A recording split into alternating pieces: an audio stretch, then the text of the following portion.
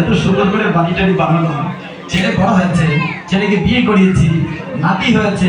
অর্জুন তুমি বলছো অর্জুন আমি যুদ্ধ করবো না, আমি ফিরে চলো, আমি আত্মীয় স্বজন হত্যা করে রাজ্য রেখেছি, তুমি উপলক্ষ মাত্র। অর্জুন বুঝে না, আমরাও বুঝি না, আমরাও কিন্তু এটা বুঝি না। পাপ যতক্ষণ শুনি ততক্ষণ বলি আমি আত্মা, 1 মিনিট পরে হয় না আমি আত্মা না আমি দেহ, ঠিক না? এই নিয়ে একটা সুন্দর গল্প আছে, শেষে বলবো। একজন রাজার 4 জন স্ত্রী ছিল, এই গল্পটা সবার শেষে। আমরা এই দেহটাকে কত ভালোবাসি। ভগবান বললেন যুদ্ধ করো, অর্জুন বলছে করবো না। কেন করবে না যুদ্ধ? অর্জুন কি বলেছে জান? এই মাঠে কি মহিলা ছিল কেউ কুরুক্ষেত্রের যুদ্ধক্ষেত্রে? ছিল না।